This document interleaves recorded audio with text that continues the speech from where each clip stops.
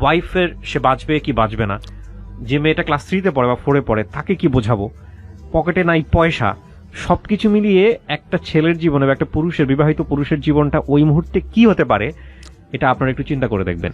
কাজী সিরাজুম মনির নাসরুল্লাহ, ডাকনাম শাহনেওয়াজ। শাহনেওয়াজ, বয়স কত হতে পারে শাহনেওয়াজ ভাই? আমার হয়তো 45 হবে এরকম। 45 বছর বয়স। চলেন শুরু করেন, যেখান থেকে বলতে ইচ্ছে করে, যেভাবে বলতে ইচ্ছে করে, আমি গল্পটা শুনতে চাই আপনার। জি। আমাদের জীবনে আমরা যে ছোট থেকে বড় হয়েছি, জি। এই সময়টা কিন্তু অনেক ভালো গেছে বলতে পারেন। আমরা সোনার চামিচ মুখে দিয়ে জন্মগ্রহণ করছি। আমার বাবার চামিচ মুখে নিয়ে জন্মগ্রহণ করেন। হ্যাঁ, এরকমই অবস্থা। আমার বাবার ডিস্ট্রিক্ট অ্যাকাউন্টস অফিসার ছিল, এজিবির 2nd ক্লাস গেজেটেড অফিসার। কয় ভাই বোন আপনারা? আমরা 9 ভাই বোন। 9 ভাই বোন। জি। তার মধ্যে আপনার পজিশন? আমার পজিশন 3rd পজিশন। জি, বলেন। এখন বাবা, আসলে আমার বাবা যখন মারা যায় তখন আমি নিউটেনে পড়ি আর কি। তো আমার বড় ভাই তখন এসএসসি পরীক্ষার্থী। তারপর বাবা মারা যায় তখন আমরা গোপালগঞ্জ ছিলাম। আমার বাবা গোপালগঞ্জ জব করত। পরে তো একটা সময় কিছুদিনের ভিতরে আমরা হঠাৎ করে দেখতেছি যে সব অফিসাররা, মানে আমার বাবার অফিস কলিগ যারা আর কি, তারা খুব মানে নজরদারি করতেছে, খুব খেয়াল করতেছে, আইসা মানে খবর নিতেছে কি কেমন কি পরীক্ষা হইলো ইত্যাদি ইত্যাদি। তো আমরা বলতেছি হঠাৎ করে এত মানে করতেছে কেন, অফিসার আসতেছে, হ্যাঁ অবজারভেশন করতেছে কেন। তো তখন বুঝতে পারি না। তারপরে মনে হয় যে পরীক্ষা টোটালি শেষ হয়েছে। তখন কিন্তু এসএসসি, এটা আপনার সনটা হবে 91 সন, 91 মে মাসে মারা গেছে, মে মাসের 5 তারিখে আমার বাবা। তো আমরা খুব একটা মানে একটু সন্দেহ চোখে থাকলেও আবার কিন্তু অতটা আবার করি না, বয়স কম তো আসলে অতটা বুঝা করতেছি না। তারপর পরীক্ষা ওই সময় খুব দ্রুতই শেষ হয়ে যেত, টানাভাবে, কোনো গ্যাপ নাই। তো পরীক্ষা শেষ হওয়ার পরে আমরা যথারীতি আমাদের দেশের বাড়ি গৌরনদী, বরিশাল, এখানে আমরা চলে আসি। আচ্ছা। এরপরে আমরা ওখানে আসার পরে এরপরে তখন আপনার বয়স কত? তখন আমি তখন নিউটেনে পড়ি। নিউটনে পড়েন, ওকে। জি। এরকম একটা বয়স। হ্যাঁ, তারপরে আমরা আসলে ফাইনালি আমরা চলে আসি না, আমরা গোপালগঞ্জ আরো কিছুদিন থাকি, যেহেতু আমাদের ওখানে একটা রেজিস্ট্রেশন করা আছে আমার আমার যে মেট্রিকের যে লেভেলটা আর কি, ওখানে কিন্তু আপনার একটা থাকে শিক্ষাবর্ষ আর কি।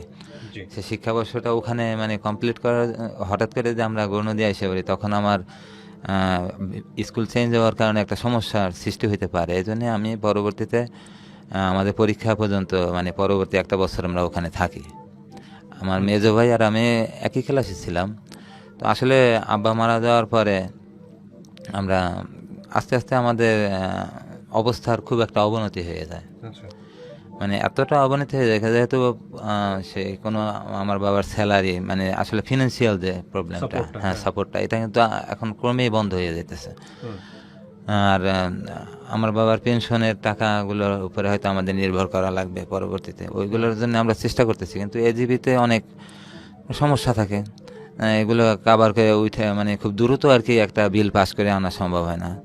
তো আমাদের তারপরও আস্তে আস্তে অনেক কষ্ট, আস্তে আস্তে আমাদের কষ্টটা আসলে বাড়তে থাকে, ফিনান্সিয়াল যে ক্রাইসিসটা আর কি। যাই হোক, এইভাবে এক সময় মেট্রিক পরীক্ষা দিই গোপালগঞ্জ মডেল গভর্নমেন্ট হাই স্কুলে আমি 92-তে পরীক্ষা দিয়ে তারপর ওখান থেকে পাশ করি। তারপরে এসে আমরা গৌরনদী যে কলেজ, এই কলেজে ভর্তি হই। হ্যাঁ,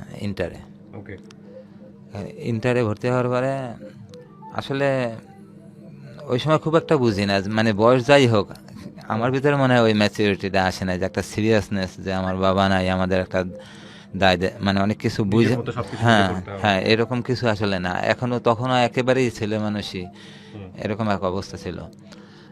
যাই হোক, তারপরে আবার পড়াশোনা করতেছি, কিন্তু অতটা বেটার না, মানে ওই যে নিজের ওই ছেলে মানুষই বা অবহেলা এরকম কারণে খুব হালকাভাবে পড়াশোনা হচ্ছে। তো ইন্টারমিডিয়েটে কিভাবে যেন একটা মানে ড্রপ হয়ে গেল, আমি মানে ফার্স্ট টাইম ফেল করলেন? হ্যাঁ, ফেল করলাম। ফেল করার পরে আমার মাথার ভিতরে আসলে আমি কি করলাম, মানে তখন আমার মনে হয় যে আমি আমার মানে কি বলে আমার সেন্স ফিরে আসলো, এরকম এক অবস্থা। এর আগে মানে আমার সেন্সই ছিল না। হুম, একটা সময় পরবর্তীতে আমি যে আবার মানে রিপিট দেওয়ার চেষ্টা করলাম। আচ্ছা, তবে রিপিট দেওয়ার পরে পাস করলাম, কিন্তু অতটা বেটার হয় না আসলে। আচ্ছা, মানে এসএসসিও বেশি একটা বেটার হয় না, ইন্টারও বেশি একটা বেটার হয় না। ওকে, এভাবে চললো। তারপরে আমি যাই হোক ইন্টার পাস করলাম কোনো রকম আর কি। পাস করার পরে ডিগ্রিতে ভর্তি হলাম। আচ্ছা, তো আমার বড় ভাই ফ্যামিলি টেক কেয়ার করতো, হুম, কিন্তু সেও কিন্তু অতটা আসলে বুঝতো না এটা হাউ টু মানে মেনটেন্স এ ফ্যামিলি, হ্যাঁ, হ্যাঁ, এই জিনিসটা আসলে সে খুব একটা বুঝতো না। যার কারণে ওই আমাদের ওই বাবার পেনশন বা অন্য কোনটা দিয়ে কি করলে মানে অবস্থাটা আসলে কোথায় গিয়ে দাঁড়াইতে পারে বা কিভাবে চলবে, এই জিনিসগুলো যাই হোক যেভাবে একভাবে মানে চললো। তো পড়াশোনা করছি, পড়াশোনার ভিতরে ফ্যামিলি ক্রাইসিসের কারণে স্বাভাবিক গতিটা আসলে কখনোই পায় নাই। হুম, দেখা গেছে যেখানে আমার বই লাগবে, খাতা লাগবে, অন্যান্য বা আমার প্রাইভেট খরচ ওইভাবে দেওয়া যায় না। দেখা গেছে 7-8 মাসের প্রাইভেটের টাকা বকেয়া পড়ে গেছে। হুম, এইভাবে মানে যাই হোক আস্তে আস্তে করলাম। তো এইভাবে মানে ডিগ্রি কমপ্লিট করলাম। আচ্ছা, কিন্তু ডিগ্রি কমপ্লিট করলেও অতটা ভালো আর হয়ে ওঠে নাই কোনো কোনো কোনো লেভেলে। এই 3টা লেভেলের একটাও ভালো হয় নাই, বেটার হয় না আসলে। আচ্ছা, তো এরপরে আস্তে আস্তে এখন ভালো যে একটা চাকরির জন্য আমি কোথাও আসলে, যেহেতু রেজাল্ট ভালো না, হ্যাঁ সেটা রেজাল্ট ওইভাবে ভালো apply- না, এই জন্য কোথাও আসলে মানে এখানে ভালো একটা জায়গায় অ্যাপ্লাই করার মতো আসলে শক্তি পাচ্ছি না। আচ্ছা, তারপরে দেশের বাড়িতে মানে এই আড্ডা বা এদিকে আড্ডাবাজি করে চলাফেরা চতুর্দিকে আসলে কোনো কাজের দিকে মানে আমি যে কোথাও জব করব বা আমি আমার কিছু একটা করতে হবে এই জিনিসটা ভিতর থেকে আসতেছে না। হুম, বা ওই ধরনের আমি সেই স্পিডও পাচ্ছি না আমার পড়াশোনার বা আমার সার্টিফিকেটগুলোর উইকনেসের কারণে আসলে। হুম, পরবর্তীতে আমার কাকা, বড় কাকা খুব প্রেশার ক্রিয়েট করলো যে এক জায়গায় বেরো, কিছু একটা চাকরি বাকরির চেষ্টা করো ইত্যাদি। তো একসময় ঢাকা আসলাম, চট্টগ্রাম গেলাম, তারপরেও খুব একটা ভালো কিছু একটা হয় না। হুম, চিন্তা করলাম যে একটা ব্যবসা বাণিজ্য করি। আচ্ছা, তা ব্যবসা বাণিজ্য করার ক্ষেত্রে এদিকে আমার একটা দিকে একটু ইয়া হয়ে যায় মানে এক- ব্যবসা বাণিজ্য এক- মানে কিসের ব্যবসা বাণিজ্য? আমি এই থানা লেভেলের ছোট একটা দোকান আর কি। দোকান দিবেন? হ্যাঁ দোকান দেবো। হুম, দোকানটা হচ্ছে মানে গার্মেন্টস টাইপের, হুম, রেডিমেড জামা কাপড় ইত্যাদি। ওকে, তো এটার ভিতরে যে এটা শুরু করলাম, আর খুব একটা ভালো হয় না। আবার এদিকে আমি একটু গানের দিকে আসলে আমার মনোযোগ ছিল, হুম, গানের দিকে মানে গান মনোযোগ, করতেন? আমি গান করতাম এবং ওকে, আমার মা খুব মানে আমার গানের খুব ভক্ত ছিল? হ্যাঁ ভক্ত ছিল এবং খুব সাপোর্ট করতো যে তুই বড় কিছু একটা হবি। ওরে বাবা, পরবর্তীতে আমি কুলুদাপে ট্রাই করছিলাম, আচ্ছা, আচ্ছা, তো কি কারণে বলতে হয় না আমার হয়তো পছন্দ হয়নি, বাদ দিয়ে দিয়েছে। হ্যাঁ বাদ ঠিক দিয়ে আছে, এটা দিয়েছি। হয়েই থাকে, যাই হোক, সমস্যা নেই, হ্যাঁ, তো এরপরে আমি ঘটনাক্রমে যে কোনোভাবে আমি আহ, আমার এক ভাতিজার মাধ্যমে আমি ঢাকাতে আসি। এটা মেঘনা ঘাট পেপার মিলস, আচ্ছা, এখানে আসা করি। তো আমার ভাতিজা এখানকার অফিসার ছিলেন, ওই হিসাবে আর কি আমাকে নিয়ে আসছে। হুম, নিয়ে আসার পরে আমি এদিকে জব করতেছি। তো আমি আসলে কিন্তু মানে যেভাবে হোক আমি বিএ পাস করছি, একটু পড়াশোনা মানে একটু শিক্ষার দিকে মানে মানুষ শুনলে একটু মূল্যায়ন করে হুম, কিছুটা হলো, জানা ছেলেটা গ্রাজুয়েট কমপ্লিট করা, হ্যাঁ এদিক থেকে। তো আমি যেখানে ঢুকছি ওখানে খুব একটা ভালো লাগবে না, মানে ডেইলি বেসিস হিসাবে ঢুকছি, যেটা ক্যাজুয়াল আর কি। আচ্ছা, ওখানে ঢোকার পরে পরবর্তীতে ওখানকার যে অফিসার, যে জিএম, উনি ওনার সাথে আমার ওই ভাতিজার সাথে বেশ একটা হুম, ইয়া হইলো আর কি, কথা যে ছেলেটা শিক্ষিত, ওরে একটু মানে আসলে লেবার পজিশনে খারাপ কোনো অবস্থায় না দিয়ে একটু একটা ভালো একটা জায়গায় একটু মূল্যায়ন করা যায় কিনা। এখন এখান থেকে আমি আমি ওই যে কোম্পানিতে জব করতাম ওখানে একটা ছেলে আসলে মেশিনে কাজ করতো, ওই ছেলেটার সাথে আমার সাথে পরিচয়, পরিচয়। ঠিক আছে, তারপরে আমি আমার ওই ছেলেটার মাধ্যমে আমি একটা মানে বিয়ে শাদীর সম্পর্কে আমি জড়াই যাই। আচ্ছা, এটা আমার একদম টোটাল ফ্যামিলি থেকে আমি একদম সাপোর্টেড না, তবে আমার ভাই ছিল, ছোট ভাই, আমরা আমার ছোট ভাইয়ের সাথে নিয়ে আমি অনেকটা পারিবারিকভাবেই হুম, বিয়েটা হয়ে যায়। হুম, তারপরে আমার প্রথম বাচ্চা হয় ওর স্বাভাবিকভাবে হয়, মানে যেটা কত সালে বিয়ে করলেন আপনি? আমি এটা আনুমানিক, মানে একদম যে আপনাকে এক্সাক্ট বলতে হবে বিষয়টা এরকম না। exact সঠিক। আচ্ছা, সালটা মনে নেই আপনার, ঠিক আছে, হ্যাঁ, সমস্যা নেই। হয়তো 20 বা এরকম। ওকে। তারপরে আমার মেয়ের বয়স, বড় মেয়ের বয়স এখন 12 চলে, আচ্ছা। ওই হিসাবে আর কি যেরকম, ওকে। তো সনটা খেয়াল নাই। তারপরে আমার বড় মেয়েটা হলো ও স্বাভাবিকভাবে, মানে স্বাভাবিক যে ডেলিভারি সেভাবে ওর জন্ম হইলো। হুম। তো এভাবে চলতেছে। এই যে লকডাউনটা শুরু হলো, যে আপনার করোনা ভাইরাস কালে আর কি, হুম। যখন শুরু হলো তখন আমার ওয়াইফে সেকেন্ড বেবিটার জন্য কনসেপ্ট করছে। এই করোনাকাল মানে 2019 সালে? হ্যাঁ, 2019 সালে। ওকে। তো যখনই একদম লকডাউন, কেউ কারো বাসায় যায় না, কোনো ডাক্তার কোনো পেশেন্ট টাচ করে না, হুম। কোথাও কোনো সার্ভিস পাওয়া যাচ্ছে না, এমন এমন একটা সময়। হুম। তো এই সময় ওর একেবারে মানে আপনার লাস্ট টাইম, হুম। ওই সময় হঠাৎ করে, এটা ছিল আপনার জুন মাসের 1 তারিখ। আচ্ছা। তো জুন মাসের 1 তারিখে আমি সকালবেলা উঠে ওর পেটে নিচ থেকে একটা পেইন উঠতেছে। জি। পেইন উঠতেছে হালকা হালকা, মনে হচ্ছে যেন মানে টয়লেট হবে বা এরকম একটা বেগ বা কিছু একটা। আসলে বিষয়টা যে ডেলিভারি সম্পর্কিত মানে ইঙ্গিত, এটা আমি আসলে বুঝতে পারছি, আমার তো আইডিয়া নেই সেই আইডিয়াটা। আচ্ছা। তো ও বারবার হাঁটাহাঁটি করতেছে আর মানে টয়লেটে যাওয়ার চেষ্টা করতেছে, কিন্তু টয়লেটে গেলে আর মানে টয়লেটটা হচ্ছে না। হুম। তো এই পর্যায়ে ওরে আমি সাথে নিয়ে হাঁটতেছি, আমি বুঝতে পারছি যে আসলে সময় মনে হয় খুবই সংকীর্ণ হয়ে গেছে। তো আমি আমার তখন ডিউটির টাইমটাও হয়ে যাইতেছে কাছাকাছি। তো আমি আমার অফিসারে ফোন দিয়ে বলছি যে আমার ওয়াইফের অবস্থা ভালো না, আগে থেকেই তো আমি জানাই রাখছি, তো ওরে হয়তো নিয়ে আমার হসপিটাল যাওয়া লাগতে পারে। তো আমি তাইলে আজকে আসতেছি না, ওকে নিয়ে আমি হসপিটালে যাব। তো ওই দিনই ওরে নিয়ে আমি, এটা হচ্ছে মুগরাপাড়া চৌরাস্তা, যেটা সোনারগাঁ নারায়ণগঞ্জের ভিতর পড়ছে। জি। তো ওইখানে আমি আগে একটা মহিলা ডাক্তার দেখাইতাম। তো ওইখানে নিয়ে গেছি, নিয়ে যাওয়ার পরে মহিলা আবার যে কিছুটা মানে ধান্দা করবে মানে এই বিষয়ের উপর, এটা আসলে আমরা বুঝতে পারি না। এর আগে একবার গেছি, তখন মানে আমার ওয়াইফের সাথে কথোপকথনে বলতেছে যে আমি বাসায় স্বাভাবিক ডেলিভারি হইবে আশা করি, আগের বাচ্চা বাসায় হয়েছে এরকম। তো ওই মহিলার তাতে হয়তো কিছুটা লস হয় বা তার স্বার্থ বিঘ্নিত হচ্ছে বা এরকম কিছু, যেটা একটা মানে ওদের একটা ব্যবসায়িক একটা মনোভাব যে থাকে আর কি, ওটা হয়তো হার্ম হইবে এরকম একটা চিন্তা ভাবনা করে ওর ভিতরে হয়তো ওই জিনিসটা কাজ করতেছে। তো আমি ওখানে নিয়ে গেছি মহিলার কাছে।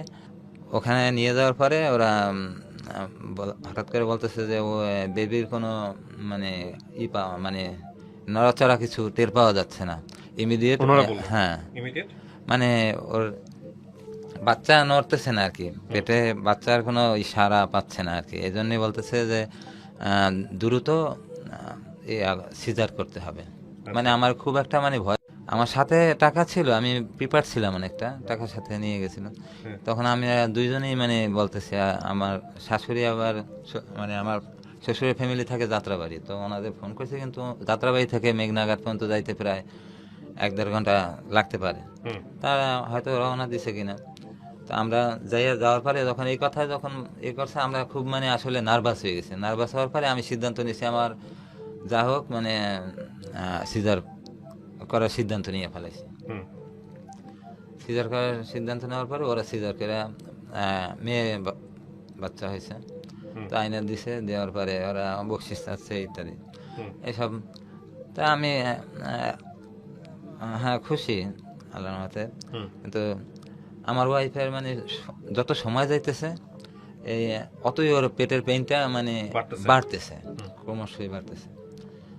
এখন 1 দিন যায় 2 দিন যায়, মানে কোনো ডেভেলপ নাই, বরং মানে ডিমোশন হচ্ছে, এরকম একটা অবস্থার অবনতি হচ্ছে ক্রমশ। আর ওর প্রস্রাব পায়খানা একদম টোটালি বন্ধ হয়ে গেছে। তা তারপর আমরা ওখান থেকে ওরা রিলিজ করে দিছে, সম্ভবত 2 দিন বা 3 দিন ছিলাম, তারপরে আমরা রিলিজ করে নিয়ে গেছি বাসায়। নেওয়ার পরে তো অবস্থার ক্রমেই অবনতি হইতেছে। এখন যখনই বেশি মানে 2-3 দিন 4 দিন চলে গেছে, তখন আমার শাশুড়ি আমার বাসায় স্টে করতেছিল। তখন আর আগের দিনের মানুষ তো ওনারা বলতেছে জিনে ধরছে, কালিতে পাইছে ইত্যাদি জি। নানান কথা যেগুলো আর কি ওনাদের আগের ইয়াতে থাকে। তো ওনারা এইসবে বেশিরভাগ বিশ্বাস করে। আচ্ছা। আমি তখন বলতেছি দেখেন আমার সন্দেহ লাগে ওর পেটের ভিতর কিছু একটা হয়তো রাইখা দিছে, আমার যা মনে হয়। এখনই যদি একটা কোনো ব্যবস্থা নেওয়া যায় তাইলে হয়তো ওর জন্য ভালো হবে, নাইলে হয়তো খারাপ কিছু হয়ে যেতে পারে। তারপর আরো সময় যাইতেছে, আরো মানে যখন 1 সপ্তাহ 10 দিনের মতো চলে গেছে, 1 সপ্তাহ মানে ওভার হয়ে গেছে, তখন ওর আর মানে পেট ফুলে একদম অনেক বড় হয়ে গেছে, আর প্রস্রাব পায়খানা তো টোটালি বন্ধ, আর সহ্য করতে পারতেছে না নিজেকে। তো আমার কাছে তখন মোটামুটি টাকা পয়সার আমার হাতে মানে সিজারের জন্য যেরকম একটা মানে আমার আসলে আমি রিজার্ভ রাখছিলাম ওগুলো আমার শেষ হয়ে গেছে হাতের থেকে। আমার হাতে টাকা পয়সা একেবারে ফুরিয়ে গেছে। ছোট জব করি, ওই হিসাবে আমি খুব একটা ব্যালেন্স হাতে ছিল না। তো একটা সময় ও মানে আমার ওয়াইফ ওর ছোট ভাই, মানে ভাইদের ভিতরে বড় কিন্তু ওর ছোট আর কি, ওর পরে। তো ওকে ফোন দিয়ে বললো যে তুই আমার জন্য কিছু একটা কর। তখন ওর ভাই বলতেছে তুমি ঢাকা এসে পড়ো, দেখি তোমার জন্য কিছু একটা কি করা যায়। মানে আমার শাশুড়িকে বলতেছে আপনারে নিয়ে আসো, আমরা দেখি অন্যভাবে ট্রাই করে। তো ঢাকা নেওয়ার পরে ওখানে একটা বেসরকারি হসপিটাল ছিল, ওখানে ওরে নিয়ে কিছু চেক আপ করা হয়েছে, কিন্তু কোথাও কিছু ধরা পড়তেছে না। মানে আপনার এক্স রে কিংবা আলট্রাসাউন্ড বা যে কোনো কিছুই করুক বা যে কোনো টেস্টই করুক, কিন্তু কোনো কিছুতেই কিছু ধরা পড়ে না পেটের ভিতরে। আরো অবস্থা আর বেশি খারাপ হলো। তারপরে এক মহিলা মানে গাইনি বিশেষজ্ঞ, ওনাকে দেখাইলো, তাও কোনো ইয়ে হয় না, পায়খানাও বন্ধ হয়ে যায়। পরে ওরে একটা ওই মানে টয়লেট স্বাভাবিকভাবে হওয়ার জন্য একটা কি যেন একটা ওষুধ আছে খুব পাওয়ারফুল, এইটা ব্যবহার করছে যাতে ওর মানে টয়লেটটা ক্লিয়ার হয়ে গেলে হয়তো একটু রিলিফ বোধ করতে পারে, একটু আরাম বোধ করতে পারে এই জন্য। কিন্তু ওগুলা দেওয়ার পরেও মানে খুব একটা ইয়ে হইতেছে না, আবারও অবস্থা আরো খারাপ হইতেছে। পেট অনেক বড় হয়ে গেছে, আর মানে পেটে মানে একটা ফুটবল যেরকম অনেক মানে প্রেসারে থাকে, মানে হাত দিলে বোঝা যায় যে অনেক চাপ থাকে, ওইরকম একটা চাপ ওর পেটের উপরে এরকম। আমার মানে ওর নিজের মাথার চুল নিজে টাইনা ছিঁড়ে ফেলাইছে যন্ত্রণায়, মানে পেটের ব্যথায়, পেটের যন্ত্রণায়। আর আমাকেও মানে আমার আমার মানে ঘুষে মানে আমার গায়ে মানে কি যে করবে, মানে তার নিজের যন্ত্রণা মানে আমাকে প্রকাশ করতে পারতেছে না, তুমি আমার জন্য কিছু একটা করো। তারপরে আমরা ওকে মানে আমার শালিকা ছিল ইয়াতে শনি একরা, ও আবার ওখানে আসছে, বলতেছে আপারে দেশ বাংলায় নিয়ে যায়, শনি একরাতে একটা হসপিটাল আছে ওখানে নিয়ে যায়, ওরা বেটার সার্ভিস করে। তো বেসরকারি তো আমি সাহস পাচ্ছি না, তারপরে নিয়ে গেলাম। নিয়ে যাওয়ার পরে ওখানে বড় একজন প্রফেসর দিয়া ওখানে নেওয়ার পরে একটা মানে প্রস্রাবের রাস্তায় একটা পাইপ ব্যবহার করছে, এটা কি সিস্টেমটা আমি জানি না, ডাক্তারি মতে কি বলে, ওইটা ব্যবহার করার পরে মানে ভিতর থেকে ওর যত পানি জাতীয় এবং বর্জ্য মানে নর্মালভাবে আপনার নাইমে আসছে পাইপের মাধ্যমে। এটা আসার পরে কিছুটা পেট হালকা হয়েছে, হালকা হওয়ার পরে মানে অনেক মানে আরাম বোধ করতেছে। পরে আমি যে বললাম যে এখন ভালো লাগতেছে, হ্যাঁ ভালো লাগতেছে। কিন্তু ওই একদিন যাওয়ার পরে আবার ওই সেম কন্ডিশন, আর মানে ওই একই অবস্থা, আবার পেট ফুলে খারাপ অবস্থা, মানে কোনো কিছুই যেতেছে না। পরে ওই আমরা ওখানকার ডাক্তারে বললো যে আমাদের একজন বড় ডাক্তার আছে প্রফেসর, ওনাকে আইনে আমরা দেখাইতে পারি, কিন্তু ওনার ভিজিট 1000 এবং নগদ দিয়ে দিতে হবে, সাথে সাথে ডিউ রাখা যাবে না। আমরা বলছি ঠিক আছে দেখান, আমরা সাথে সাথে দিয়ে দেবো। এরপরে ওই বড় ডাক্তার পরের দিন আসলো, কিছু চেক আপ দিল, এগুলা করার পরে উনি দেখলো পেটের ভিতরে মানে চাপ দিয়ে দেখলো যে কি অবস্থা। তা ডাক্তার বলতেছে মানে এটা ওপেন করা ছাড়া আর কোনো উপায় নাই ফাইনালি। আর ওর তখন পর্যন্ত কি ডায়াগনোস করা গেছে যে কি হয়েছে? না, তখন পর্যন্ত কিছু ধরা পড়তেছে না, ওরা কিছু ধরতেই পারতেছে না। এখন ডাক্তার বলতেছে অপারেশন করতে হবে, মানে ওপেন করলেই একমাত্র বোঝা যাবে ভিতরে সমস্যাটা কি আছে, কেন আল্ট্রাসোনোগ্রাম বা অন্য কোনো কিছুতেই ধরা পড়তেছে না। তো ওখানে তারা কিছু বুঝতে পারতেছে না। হুম। তারপরে বললো যে এটা ওপেন করতে হবে। তা ও আমার ওয়াইফ আবার খুব একটা পড়াশোনা ভালো না, আসলে ওপেনের অর্থটা বোঝে না, ও ডাক্তারের মুখের দিকে তাকাই রয়েছে। হুম। আর আমি আমি তো বুঝতে পারছি আসলে অবস্থা কিন্তু খুবই খারাপ। হুম। আর বলতেছে যে রুগীর শরীরে ব্লাডের মাত্রা খুবই কম, আচ্ছা। যেটা 4% লেভেলে নেমে আসছে। আমি যতদূর জানি যে 13-14 পর্যন্ত এক একটা স্বাভাবিক মানুষের শরীরের রক্তের চাপ থাকে, হুম। 1%টা। তো বলছে এরে ব্লাড দিতে হবে। তারপরে আমার শ্যালক দুইজন, ওরা আম, ওদের বন্ধু বান্ধব অনেক ইয়া করে অ্যারেঞ্জ করে ওই রক্ত জোগাড় করলো। হুম। রক্ত জোগাড় করার পরে রক্ত একটা দিছে, কিন্তু কোনো পরিবর্তন নাই। তো দেওয়ার পরে আবার চেক করলো যে রক্তের মাত্রাটা বাড়লো কিনা। হ্যাঁ, কিছুটা বাড়ছে। হুম। তারপরে অবস্থা মানে ওর যন্ত্রণা বাড়তেছে ক্রমশই, হুম। টিকতে পারতেছে না। আর ডাক্তার তো বলছে ওর এখন মানে এটা ওপেন করা ছাড়া আর কোনো পদ্ধতি নেই। হুম।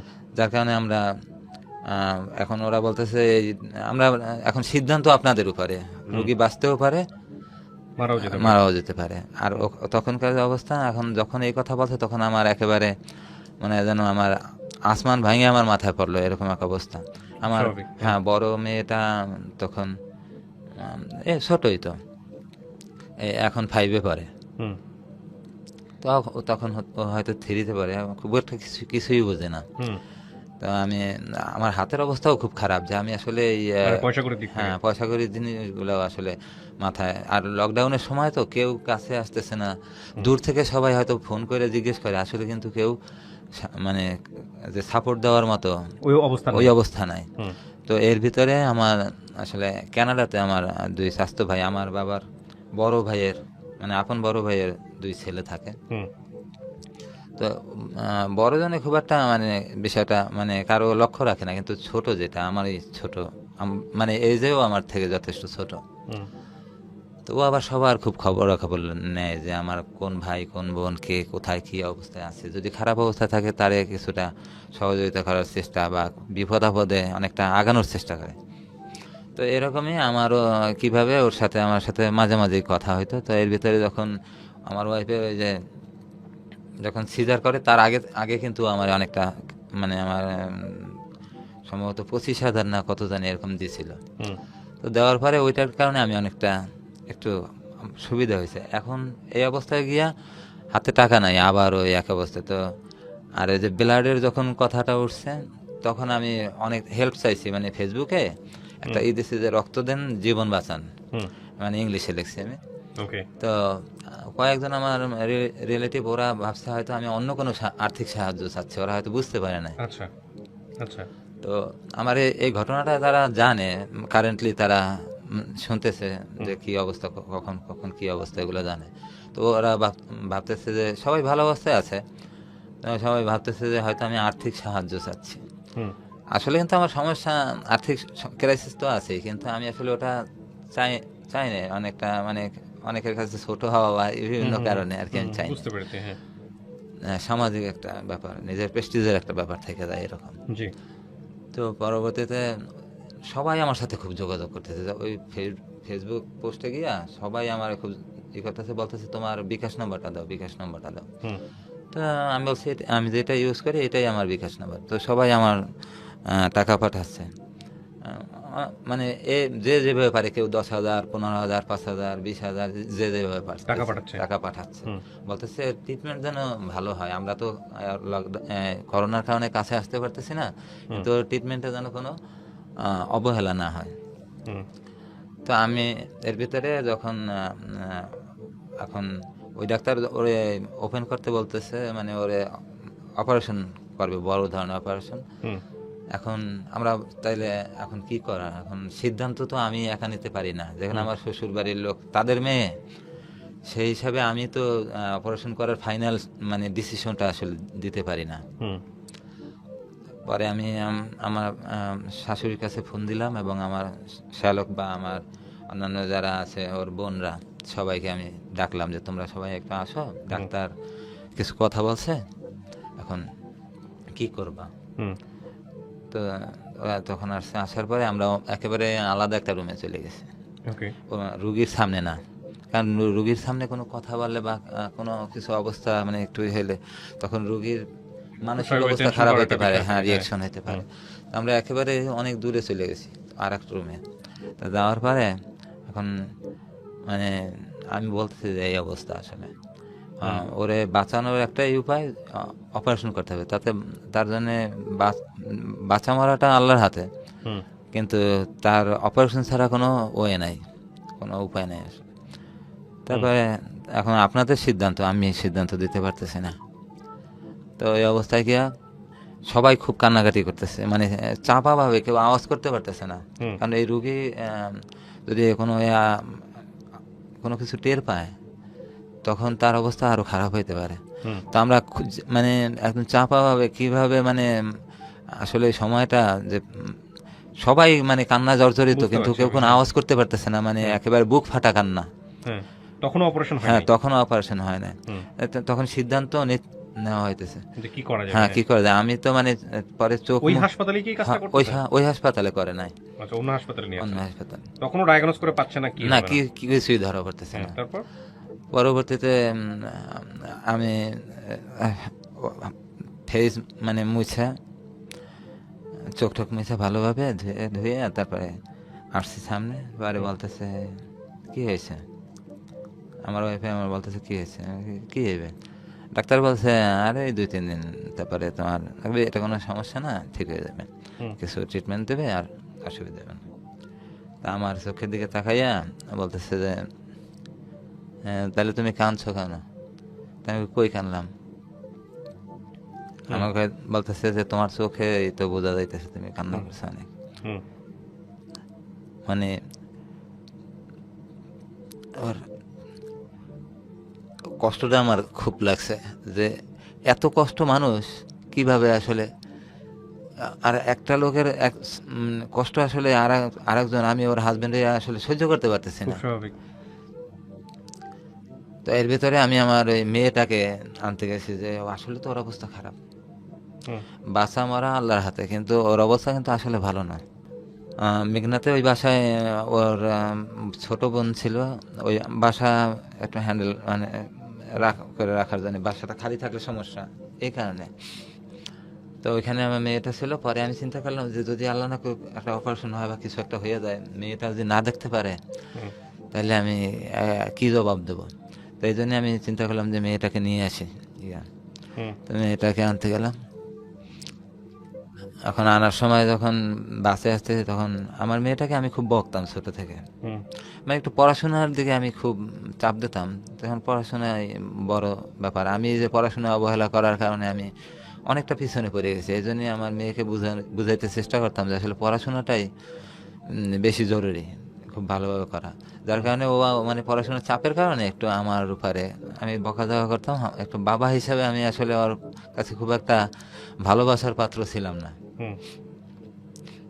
তো বাসে যখন নিয়েছে তখন আমি বলতেছি, মানে আমার তো আমি বলতেছি বাবা, আল্লাহ না করুক যদি তোমার মার কিছু একটা হয়ে যায় তাহলে মন ভাঙবা না, আমি তোমার বাবা, আমি তোমার মা। হুম। ও বুঝতে পারছে যে আসলে আমার মায়ের অবস্থা খুবই খারাপ, মানে আমার কথাটা ও সেরকম একটা ইঙ্গিত পেয়েছে। হুম। হুম। তখন ওই বাসের জানালা থেকে আকাশের দিকে তাকাই রয়েছে, খুব স্বাভাবিক। তাকাইয়া একভাবে দৃষ্টিতে তাকাই রয়েছে আর বলতেছে বাবা, আমার মার এই ক্ষতি যারা করছে তাদেরকে তুমি ছাড়বা না। তখন বুঝলেন কিভাবে যে ক্ষতিটা হয়েছে? তখনও তো বোঝার সুযোগ হয়নি আপনাদের। না, ওর তো অবস্থা যে খারাপ হইতেছে, মানে আসলে তো কিছু একটা আমি আজ করতেছি যে আসলে ওর অবস্থা সিজার থেকে তো মানে খারাপ অবস্থার হ্যাঁ, ভিতরে হ্যাঁ, যাচ্ছে, হ্যাঁ। ওর ভিতরেই কিছু একটা হইতেছে যেটা সিজার থেকে আসলে বোঝা যাইতেছে। তা তারপরে ওখান থেকে ওই দিনই সিদ্ধান্ত হইলো যে ওরা বলতেছে যে এই রোগে এই বড় ধরনের অপারেশন, তো এটা যদি করা হয় তাহলে রুগী আইসিইউতে রাখতে হয়, আর আমাদের এখানে আইসিইউ নেই যেহেতু, তো আমরা এখানে আসলে অপারেশনটা করতে পারবো না। হুম। তো সেক্ষেত্রে আমরা বলতেছে, ওরা মানে আসলে রেফারেন্স মানে এই চাচ্ছে আর এক জায়গা করে দেওয়া আর কি। হুম। তখন ওরা ঢাকা মেডিকেল কিংবা মিটফোর্ড এভাবে বলতেছে, তখন আমরা কি মনে করে ঢাকা মেডিকেলের কথা, আমরা ঢাকা মেডিকেলের আগে নাম নিতেছিলাম না, যে ওখানে করোনা ইউনিট আছে এই কারণে ওদিকে আমরা নিতে চাচ্ছি না।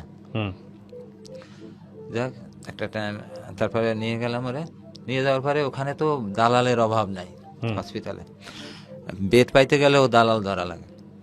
যাই হোক আমার দুই শ্যালক, ওরা তো ছোট থেকেই ঢাকাতে বড় হয়েছে, ওরা আবার এইসব লাইন ঠাইন ধরতে পারছে, যে কোনোভাবে খুব দ্রুত ম্যানেজ করে ফেলেছে। নেওয়ার সাথে সাথে সিটে উঠাইয়া একদম ভর্তি করে মানে ওখানে ভর্তি করে এনেছে।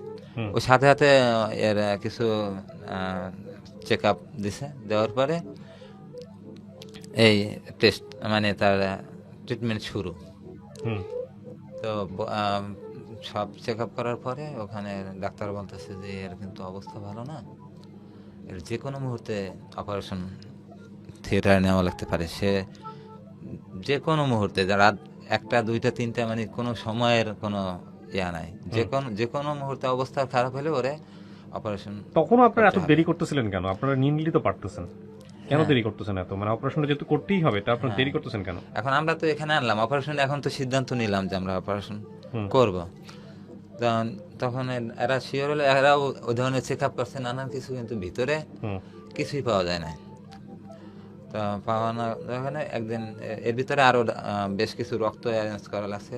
তো রক্ত দিয়ে দিয়ে ওর শরীরটা অনেকটা মানে স্বাভাবিক যে রক্তের চাপটা শরীরে, এটা আসলে আনার চেষ্টা। তো 2-3 ব্যাগ রক্ত দেওয়া হয়েছে। তো এর ভিতরে আমার অনেক টাকা খরচ হয়ে গেছে।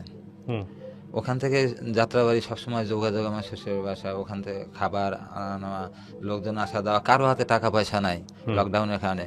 একটা লোক আসলেও তারে যাতায়াত ভাড়া আমার দিয়ে দিতে হয়, এরকম একটা অবস্থা। কেউ যদি দেখতেও আসে তাইলেও তার যাতায়াত ভাড়া, যদি খাবার আসা নেওয়া করে তাইলেও ওই টাকা মানে মনে হয় যে দ্রুত পানির মতো টাকা নাইমে যেতেছে। যদিও বিভিন্ন জায়গা থেকে আমার টাকা আসতেছে, কিন্তু মানে এত দ্রুত টাকা শেষ হয়ে যায় হাতে। দেখা গেছে প্রতিদিন 2,500-3 হাজার টাকা করে খরচ হইতেছে স্বাভাবিকভাবে। এর ভিতরে 2-3 ব্যাগ রক্ত দেওয়া হয়েছে। দেওয়ার পরে একদিন সকালবেলা এক ব্যাগ রক্ত দেওয়ার কথা। তো আমি ওখানে যে আমাদের রক্তটা রিজার্ভ রাখা হয়েছে ইয়াতে ব্যাংকে, ব্লাড ব্যাংকে, ওখান থেকে আমি আনতে গেছি। তা আনতে যাওয়ার পরে সকাল তখন 8টার মতো বাজে। আমার তখন ওই রাত্রে আমার শাশুড়ি ছিল ওর পাশে। রাতে তো কারো না কারো থাকতে হয় রোগীর সাথে। ওই সময় আমার শাশুড়ি ছিল। পরবর্তীতে ওই সকালবেলা ওর ছোট বোন, আমার ওয়াইফের ছোট বোন, ও আসলে আমার শাশুড়ি বাসায় চলে যাবে। সারা রাত তো একটা লোক থাকলে পরের দিন সকালবেলা তো যাইতে হয়। আর আমার ছোট বেবিটা রয়েছে বাসায়, ওটা আবার আমার শাশুড়ি হ্যান্ডেল করে। একটা পর্যায়ে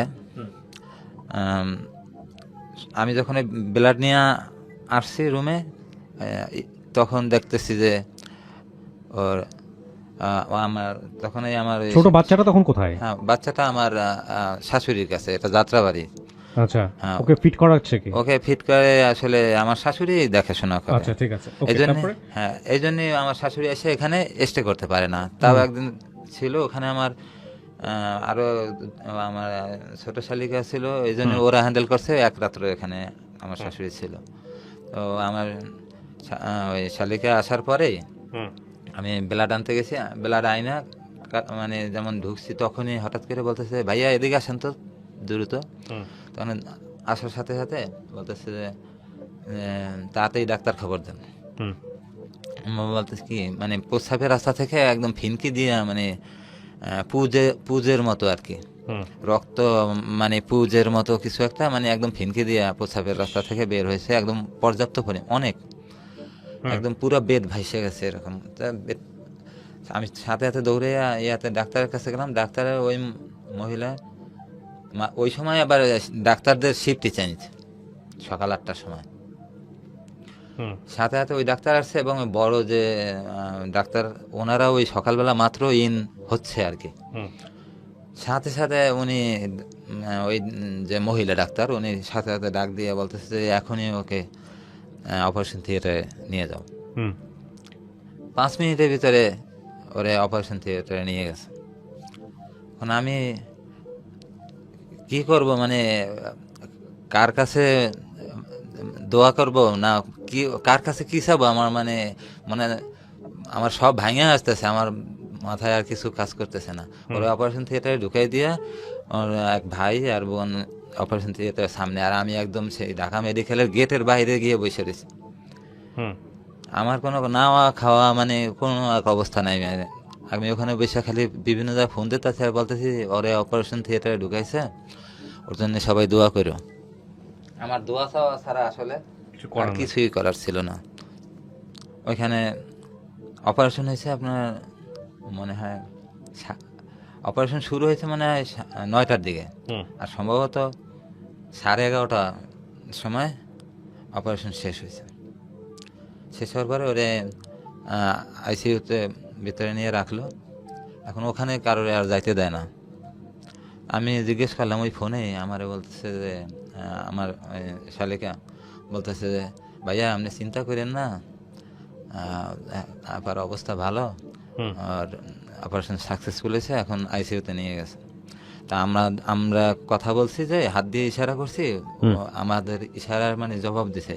ওকে তারপরে ওখানে আমি আর ওই দিন আর ওকে দেখতে পারলাম না। হুম তো আমি বাসায় চলে গেলাম, বাসা থেকে আবার সকাল সকাল আসলাম।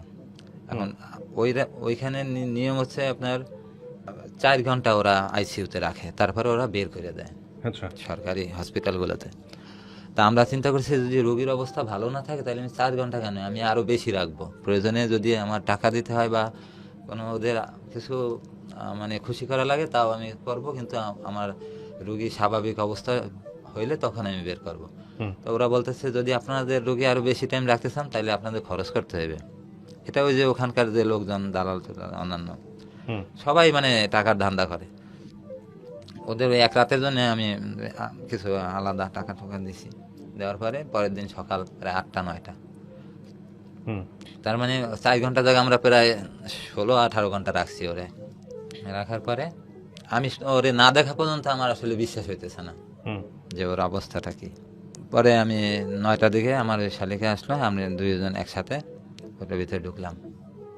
ঢুকে দেখতেছি ওরে একেবারে আইসিইউতে যেভাবে রাখে একদম হাত পাও ছড়াইয়া, হুম সব মেশিনারি কম্পিউটার, ওর প্রেশার মাপার মানে ইয়াতে সব কম্পিউটার মনিটরে উঠতেছে। হুম তো ওই সময় আমি আবার একটা ইয়া করছি, আমি মোবাইল আমার হাতে অ্যান্ড্রয়েড সেট ছিল, ওইটা আবার আমি ভিডিও অন করে তারপরে ভিতরে ঢুকছি, হুম যাতে আমি মানে কিছু ভিডিও করতে চাইতে ওর এই অবস্থাটা, ওকে মানে একটা ডকুমেন্ট হিসেবে রাখার জন্যে, হুম যে পরবর্তীতে আমার লাগবে। কারণ আমি ওই যেই হসপিটালে থেকে এই ঘটনাগুলো হয়েছে আমি চাইতেছি এর বিরুদ্ধে আমি একটা অ্যাকশনে যাব, হুম এই কারণে আমি ওইটার একটা ডকুমেন্ট তৈরি করতে চাইতেছি। তো পরবর্তীতে আমি যাইয়া ওরে ওই ভিডিওটা ওর দিকে ধরিয়া তারপরে আমি ওরে জিজ্ঞেস করলাম কি অবস্থা, ভালো লাগতেছে এখন? হুম তো বলতেছে হ্যাঁ ভালো। তারপর তারপরে বলতেছে আপনার রুগী এখনই আমরা নামাই দেব, বেডে পাঠাবো, হুম মানে নর্মাল যে ইয়াতে ওখানে। তারপরে আমরা ওরে সহযোগিতা করলাম, এটা ধরলাম ওর কাপড় চোপড় কিছুটা এই করে গুছাইয়া ওই পেটের এখান থেকে স্যালোয়ার কামিজ পরে তো এখান থেকে ঠিক এতখানি একটা কাপড়টা কাটছে কেচি দিয়া, কাটার পরে একদম এই বুক থেকে নাভি সোজা ফেরে ফেলছে। হ্যাঁ এতখানি ফাটছে ফাইরা, তারপরে ভিতর থেকে হুম এই কাজটা করছে। পরবর্তীতে আমি যেটা শুনছি এটা আসলে ডকুমেন্ট আমি পাই নাই, হ্যাঁ আমি যেটা কি শুনেছেন আপনি এটা বলবেন? শুনছি যে কি ওর problem ছিল? ওর ভিতরে একটা পাশে হুম। কাপড় জাতীয় কিছু একটা পাইছে, এটা ওই ইয়াতে আপনার এই যে রিলিজ ফাইলের ভিতরে দেওয়া আছে, ওইটা আচ্ছা আচ্ছা ঢাকা মেডিকেলের ওটার মানে ভিতরে ইংলিশে অপারেশনটা হয়েছিল সেখানে কাপড় রেখে আসছিল হ্যাঁ বা কিছু কাপড় একটা। রেখেছিল, কাপড়টা ওখানে পচছে। মানে সি সেকশনের হ্যাঁ হ্যাঁ ওইটা হওয়ার কারণে শরীরের অংশ ওখানে পছন্দ ধরছে। আর ওরে নাকি পায়খানার যে মানে আপনার যে বর্জ্যটা যে যায় সেই ওইটা নাকি নষ্ট হয়ে গেছে। হুম হুম হুম। ওইটা নষ্ট হয়ে যাওয়ার কারণে ওখানে আবার ওরা কিছু মানে অন্য উন্নত কোনো প্রযুক্তির কিছু একটা ওরা রিপ্লেস করছে ওখানে, আচ্ছা মানে যে পায়খানার যে খাবারের যে বর্জ্যটা ওখানে যায় থাকে যে। জি তো আমার বলতেছে এটা চায়না প্রযুক্তিতে ভালো একটা উন্নত একটা ইয়ে আছে, ওইটা ওরা ওখানে সেট আপ করছে। আমার ওই অপারেশন থিয়েটারে আমার 35,000 টাকা লাগছে, 35,000 টাকার মেডিসিন বিভিন্ন কিছু আর কি। তা আমার কাছে শুধু টাকা চাইছে, আমি টাকা দিছি, আমার তো আর কোনো ওইদিকে খেয়াল নাই, হুঁশ নাই, এরকম এক অবস্থা।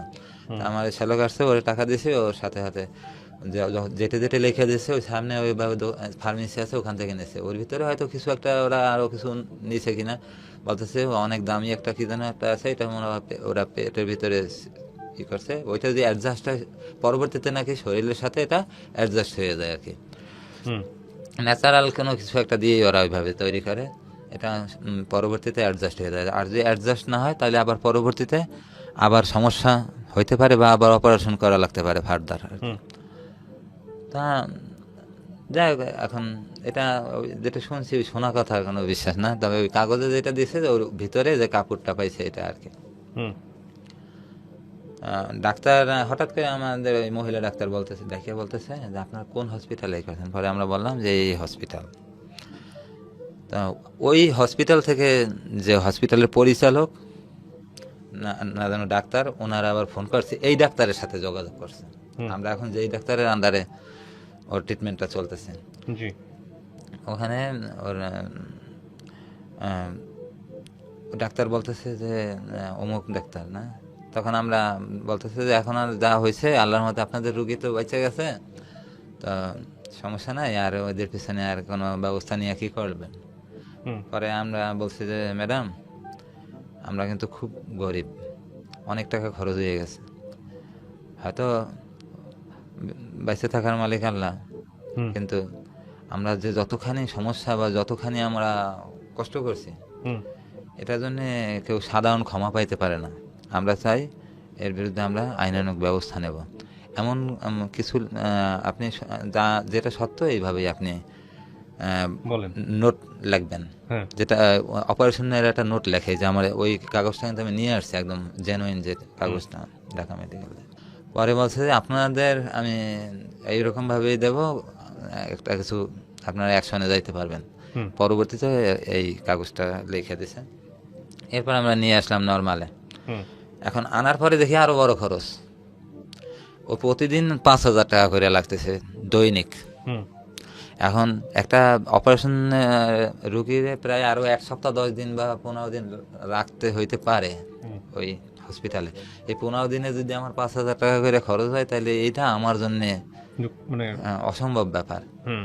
তখন আমি আবার আমার হাতে তখন এই 10-15 হাজার টাকা আছে, তা আমি কয়দিন ধরে, আমি তো একদিনের 2 দিনে আমি হয়তো আর রাখতে পারবো, তারপরে আমি আর পারতেছি না। আর ওখানে ওই সময় যে মানে হাই পাওয়ারে একটা অ্যান্টিবায়োটিক দিছে, ওইটা 850 টাকা করে, তিন বেলা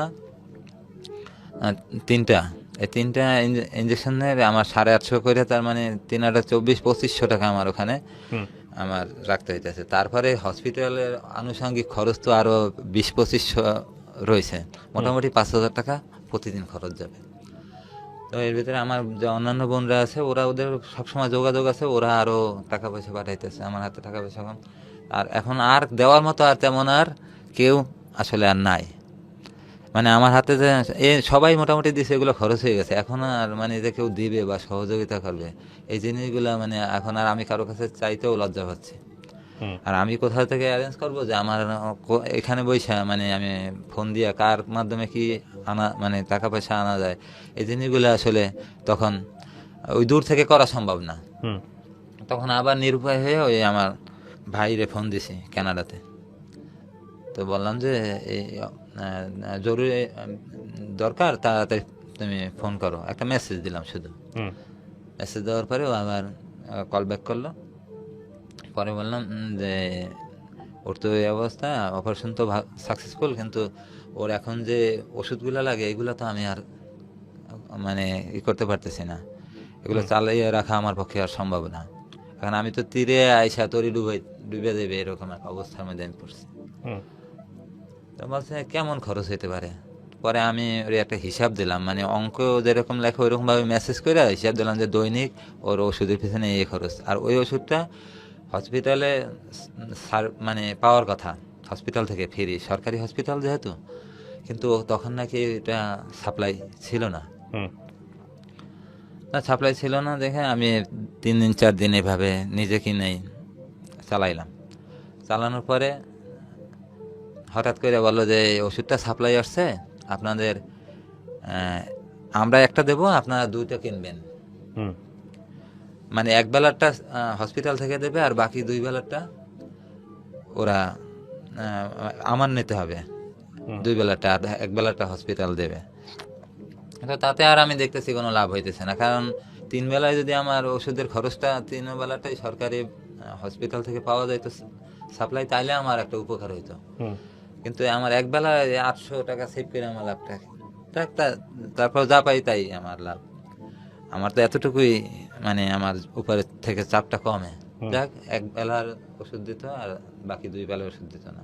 তো এর ভিতরে অন্য একজন বলতেছে এদের কাছে ওষুধের সাপ্লাই ঠিকই আছে, এখন আপনারা লোভ দেখাইতেছে, বাকি 2টাও এদের কাছ থেকে আপনারা কিনে আপনি ইচ্ছা করলে কিনতে পারেন। হুম আপনি যদি টাকার লোভ দেখান, দেখবেন ওরা ওই বাকি 2টাও ওরা আপনার নামমাত্র কিছু দামে ওরা আপনার কাছে বিক্রি করতে পারে। ওকে তো যাই হোক, আমি আর সে ওই ওই ধরনের কোনো ইয়েতে যাইনি, আমি বাহির থেকে কিনে আনছি 2টা, আর ওরা একটা দিছে, এইভাবেই চলছে। 2 দিন যাওয়ার পরে আরও 2-3 দিন এইভাবে চলে গেল। তখনও আমার ওই কানাডা থেকে আমার ওই চাচাতো ভাই তখন, এখন আর নিজে না দিয়ে এখন ওই তার বড় ভাইরে ফোন করে বলতেছে যে এরকম এরকম, যে ওয়াইফের তো এই সমস্যা, এখন এটা কিছু সহযোগিতা করো, হয়তো এইভাবে বলছে। হুম একদিনের মাথায় ও আরো 15,000 টাকা পাঠাইছে। আমি ভাবছি হয়তো আরো একটু বেশি হয়তো পাঠাবে বা কিছু একটা, এতে আমার খরচের মাত্রাটা অনেক বেশি।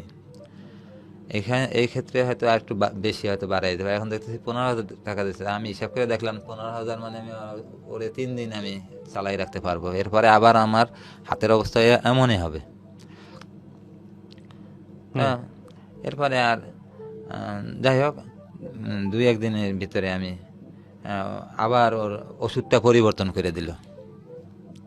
হুম ওর ওষুধটা পরিবর্তন করে এখন আরো মানে একটু মাইল্ড পজিশনের একটা ওষুধ দিল, যেটা আর কি আপনার একটু কম দামি। তখন মানে 200 টাকা না জানি কি এই ওষুধটার দাম। ওই ওষুধটা দিল, অ্যান্টিবায়োটিকটা খুব একটু নর্মাল ধরনের। এটা দেওয়ার পরে আমার উপরে মানে খরচের চাপটা অনেকটা কমে গেল। হুম তারপরও এটা আল্লাহরই রহমত, এখন দেখতেছি ওইটাও বলতেছে যে ওটা সাপ্লাই আছে। 2-1 দিন চালানোর পরে বলতেছে এটার ওষুধের সাপ্লাই আছে, ওষুধটা হসপিটাল থেকে আপনারা পাবেন। তো এখন অনেকটা প্রেশার কমে গেছে। হ্যাঁ, তখন হাতে মনে হয় যে 8-10 হাজার টাকা বা এরকম ছিল।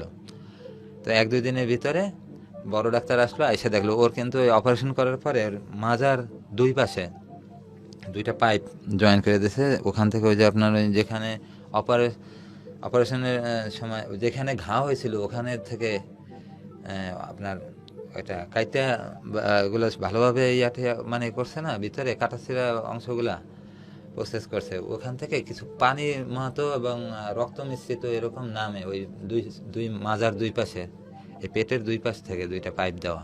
হুম তো এখান থেকে নামতেছে। তো প্রতিদিন ওরা এসে মাইপে দেখে যায় যে আসলে কি পরিমাণ যাচ্ছে, এটা কি বেশি যাচ্ছে না কম যাচ্ছে, মানে আসলে ওর যে ওষুধটা মানে অ্যান্টিবায়োটিক দিতেছে আস্তে আস্তে এটা মানে কিওরের পর্যায়ে যাচ্ছে কিনা, মানে আসলে আস্তে আস্তে স্বাভাবিক হচ্ছে কিনা। হুম তো ডাক্তার অবজারভেশন করতে করতে পর্যায়ে বলতেছে যে আপনারা রুগী আর রাখতেছেন কেন এখানে, রুগী নিয়ে যান।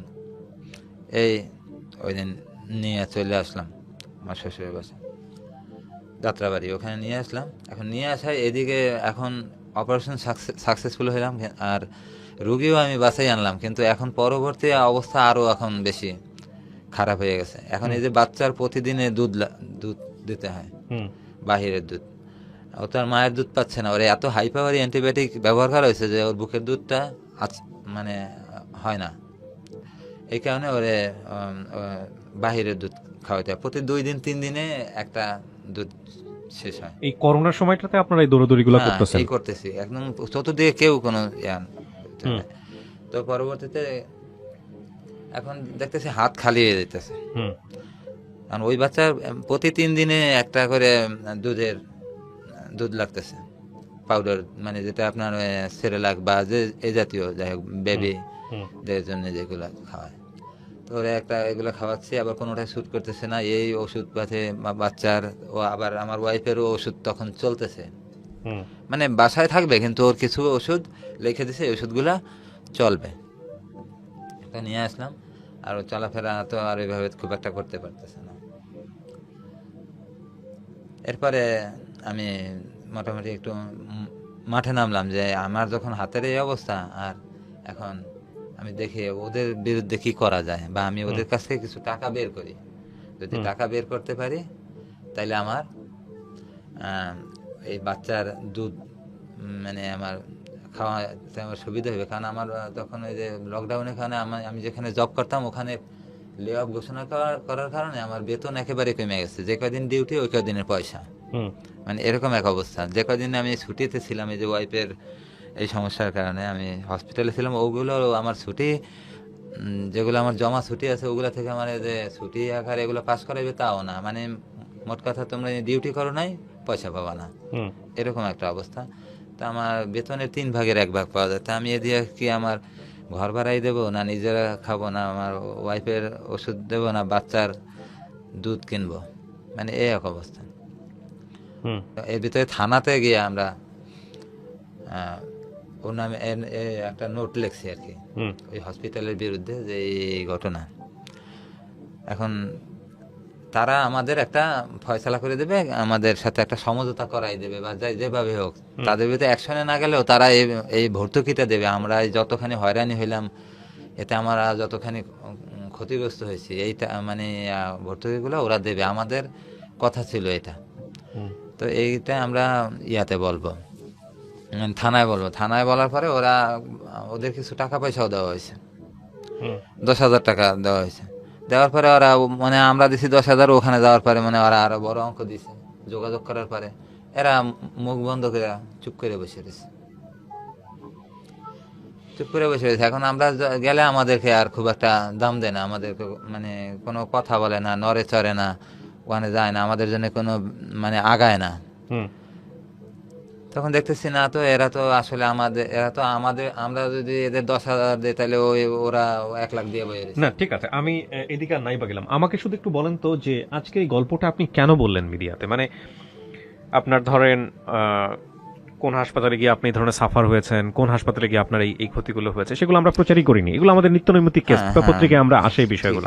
কিন্তু আপনার এই গল্পটুকু আপনি কেন বললেন রেডিওতে? হ্যাঁ, আমি আসলে এটা আমি বলছি আসলে মানুষের যে অভিজ্ঞতাটা, মানে আমাদের যে সাফারিংটা, এটার সম্পর্কে যে ধারণা, এই ধারণাটা মানুষ নেবে, এবং অনেক জায়গা মানুষ যেন বিভিন্নভাবে প্রতারিত না হয়। আমি চাচ্ছি যে মানুষ জানুক যে আসলে বিভিন্ন জায়গায় আমরা আসলে স্বাভাবিকভাবে সবকিছু আমরা সুবিধা পাইতে পারি না। আমরা সমস্যা পড়লে অনেকের কাছ থেকে আমরা সমস্যা থেকে আমরা সাহায্য, পুলিশ, সাংবাদিক বা বিভিন্ন অনেকের মাধ্যমে আমরা সাহায্য চাই, কিন্তু তখন আমরা এই বিপদের মুহূর্তে আমরা কারো কাছ থেকে আমরা ওই সাহায্যটা পাই না, ওই বিপদগ্রস্ত অবস্থা থেকে। অনেক ধন্যবাদ। আসলে এখানে আমি ব্যক্তিগতভাবে ওনাকে গল্পটাকে যেভাবে দেখেছি, আমি সেটাই শুধু একটু অ্যানালাইসিস করি। একটা হচ্ছে যে আপনার বাচ্চাটা হওয়ার পরে আপনার ওয়াইফের যে যুদ্ধ, মেডিকেল যে ট্রিটমেন্ট, এটা টোটাল টাইমটা কত? মানে ওনার অপারেশন হওয়া, সুস্থ হয়ে ফিরে আসা পুরো 1 মাস। 1 মাস। এই 1 মাসে উনি জীবন মৃত্যু খুব কাছে থেকে দেখেছেন, এবং আপনাদের পরিবারের যে সাফারিং, মানে আপনার অ্যাঙ্গেল তো অনেকগুলো। ছোট একটা বাচ্চা দুনিয়াতে আসছে, তার কি হবে? করোনা আসছে, ট্রিটমেন্টটা কোথায় করব? আমার চাকরির অবস্থা খারাপ। তারপরে যেটা হচ্ছে যে ওয়াইফের, সে বাঁচবে কি বাঁচবে না, যে মেয়েটা ক্লাস 3-তে পড়ে বা 4-এ পড়ে, তাকে কি বোঝাবো? পকেটে নাই পয়সা। সবকিছু মিলিয়ে একটা ছেলের জীবনে বা একটা পুরুষের, বিবাহিত পুরুষের জীবনটা ওই মুহূর্তে কি হতে পারে, এটা আপনারা একটু চিন্তা করে দেখবেন। শুধুমাত্র ডক্টরের একটা ভুলের কারণে, রাইট? যে অপারেশনটা করেছিল, সেই অপারেশনে যে ভিতরে একটা জিনিস ওখানে রেখে এসেছিল উনি, এই ভুলটার কারণে। এখানে 2টা জিনিস আছে। একটা হচ্ছে আমাদেরও কিছু ভুল আছে। আমাদের ভুলটা কোথায়? আপনি যে খরচটা করেছেন এই অপারেশনটা করার পরে, সব মিলিয়ে কত টাকা? আমার 2.5 লক্ষ টাকা। 2.5 লক্ষ টাকা। এই 2.5 লক্ষ টাকার অর্ধেক টাকাও বা 4 ভাগের 1 ভাগ টাকাও যদি আপনি খরচ করে একটা ভালো হাসপাতালে প্রথম পর্যায়ে নিতেন, তাহলে হয়তো আল্লাহ আপনাকে এই দুর্ভোগে রাখতো না। আমার কথাটা কি ঠিক না বেঠিক? এটা বলেন। এটা ঠিক, কিন্তু এটা ঠিক। হ্যাঁ, তো এই জন্যই জীবনের কখনো কখনো মানে যদি সামর্থ্য থাকে, বা সামর্থ্যের চেষ্টার জায়গাটা থেকে আপনি যদি ভাবে চিন্তা করেন যে এটা দুর্ঘটনা ঘটে যেতে পারে, সুতরাং আমাকে রিস্ক নেওয়াটা কোনোভাবে উচিত হবে না, কারণ দুইটা মানুষের জীবন এখানে, হ্যাঁ। তাহলে আমার মনে হয় আপনার প্রথম পর্যায়ে স্টেপটা নেওয়া উচিত ছিল। কিন্তু আমরা যাইতে পারি না লকডাউন, এখানে ডাক্তার সরকারি হসপিটালে আমি ডাক্তার একমত আছে, আপনার হয় না। সঙ্গে, কিন্তু শেষ পর্যন্ত আপনার ব্যবস্থা তো হয়েছে। হ্যাঁ, শেষ পর্যন্ত হয়েছে। সুতরাং আমি এটাই বলছি যে ওইটা যদি আপনি প্রথম পর্যায়ে করতেন, এটা হচ্ছে একটা সতর্কতার জায়গা। আরেকটা সতর্কতার জায়গা এখানে, এটা ঠিক যে বাংলাদেশে মানসম্পন্ন ডক্টর কতজন আছেন বা কারা মানসম্পন্ন ডক্টর, এটা নিয়ে কোনো সার্ভে নাই। তবে এটা ঠিক যে হরহামেশায় আমরা এই ধরনের খবর পড়ি, হরহামেশায় আমাদের সামনে এরকম টেলিভিশন নিউজ চলে আসে, রেডিওর খবর চলে আসে, পত্রপত্রিকায় আমরা দেখতে পাই, হাসপাতালে গন্ডগোল পর্যন্ত দেখতে পাই। এটা নিয়ে ডাক্তাররা অনেক সময় বিরাগ ভাজন হন, ডাক্তারদের কমিউনিটি থেকে একটা স্টেটমেন্ট আসে, অনেক সময় দেখি সাধারণ মানুষরাও অনেক বিরাগ ভাজন হন। তো আসলে চিকিৎসা সেবার মান, সেই মানের জায়গাটায় আমাদের পুরো দেশেরই অনেক উন্নতি করতে হবে। তবে এটা ঠিক যে আমাদের নিজেদের সচেতন না হলে এরকম দুর্ভোগ, হয়তো উনি আল্লাহ রহমতে বেঁচে আসছেন, 2.5 লক্ষ টাকা ঠিক হলেও আপনি প্রাণ ফিরে পেয়েছেন, আমার এটাই আমার সবচেয়ে বড় শান্তি। শান্তি। কিন্তু আর কিছু অনেকের সেই সৌভাগ্য হয় না। অনেকের সেই সৌভাগ্য হয় না। আমার তাই না? চোখের সামনে আমি হসপিটালে দেখছি যে মারা গেছে, নিয়ে চলে যেতেছে। আমার ওয়াইফের আমি জড়াই ধরছি, আমি বলতেছি যে তুমি বাচ্চা আছো, এটাই আমার কাছে বড় ব্যাপার, আর কিছু না। তো প্রিয় দর্শক এবং শ্রোতা, জীবন নিয়ে কখনো বাজি ধরবেন না, জীবন নিয়ে কখনো বাজি ধরবেন না, সর্বোত্তম চেষ্টা করবেন, তাওয়াক্কাল তু আলাল্লাহ, আল্লাহর নামে। তো এই হচ্ছে বিষয়।